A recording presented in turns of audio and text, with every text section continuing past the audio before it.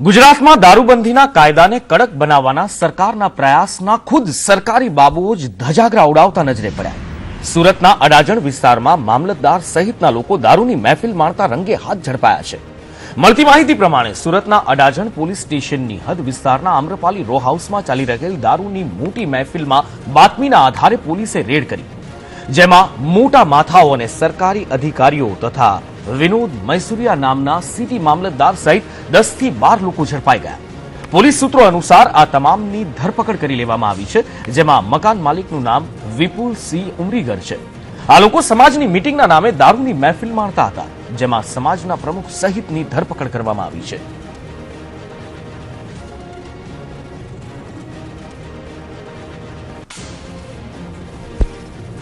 આ મુદ્દે વધુ વાતચીત કરીએ. અમારી સાથે લાઈવ જોડાયા છે સંવાદદાતા આઝમ સાલે.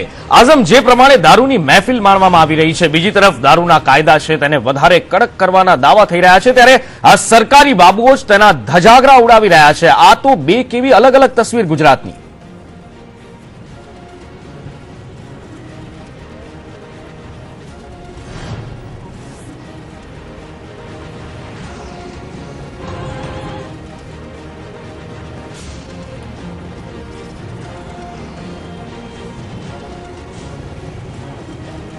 જી આઝમ.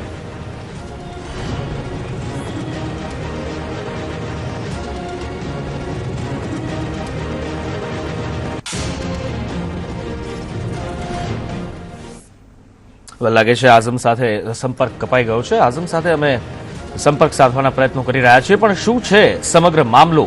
જો તેની વાત કરવામાં આવે તો સુરતમાં દારૂની મહેફિલ ઝડપાઈ છે. સુરતના અડાજણ વિસ્તારમાં દારૂની મહેફિલમાં પોલીસ દ્વારા દરોડો પાડવામાં આવ્યો, જેમાં મામલતદાર સહિતના 10 લોકોની ધરપકડ કરવામાં આવી.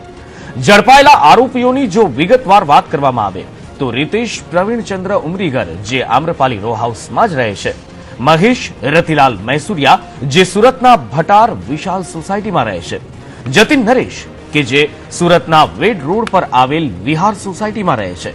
આ ઉપરાંત અનિલ હસમુખ ગલે મંદિર રોડ પર રહે છે, વિપુલ પ્રવીણચંદ્ર આમ્રપાલી રો હાઉસમાં રહે છે, સુધીર ગમન ટેલર સુરતના ઘોડરોડ રોડ પર આવેલ ધર્મયુગ સોસાયટીમાં રહે છે. આ ઉપરાંત અમૃત બાબુ મૈસુરિયા પણ પુનગામ શિવ મહોલ્લામાં રહે છે. મામલતદાર વિનોદચંદ્ર રતિલાલ મૈસુરિયા અડાજણની ગુરુકૃપા સોસાયટીમાં રહે છે અને અલ્પેશ સોમા મૈસુરિયા, જે સુરતની જલારામ સોસાયટીમાં રહે છે. આ તમામની ધરપકડ કરવામાં આવી છે. વધુ માહિતી સાથે આઝમ અમારી સાથે જોડાઈ ચૂક્યા છે. આઝમ, જે પ્રમાણે દારૂના કાયદા કડક કરવાની વાત કરવામાં આવી રહી છે, બીજી તરફ સરકારી બાબુઓ જ સમાજની મીટિંગના ઓઠા હેઠળ આ પ્રકારના દારૂની મહેફિલો માણે છે. આ તો કેવી વરવી વાસ્તવિકતા સામે આવી છે?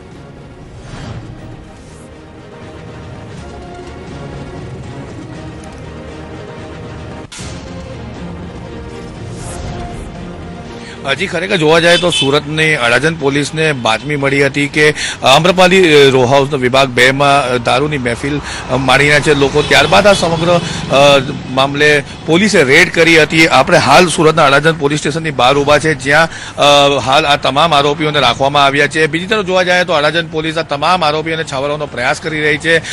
બીજી તરફ આમાં સમગ્ર મામલામાં એક મામલતદારની પણ ધરપકડ કરવામાં આવી છે.